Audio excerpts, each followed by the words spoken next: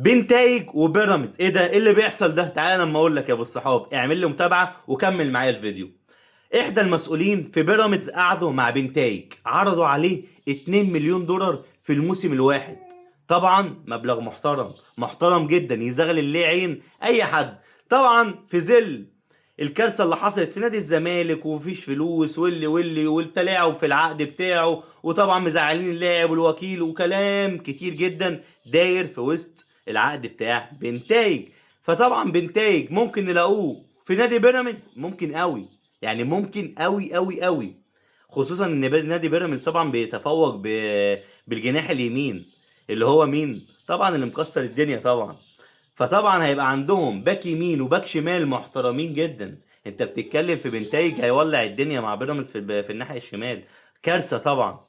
فطبعا لما نشوف بنتايج هيعمل ايه مع نادي بيراميدز، انا متوقع ان بنتايج هيمضي وهيخلص مع بيراميدز. لو انت عندك كلام غير كده قول لي في الكومنت.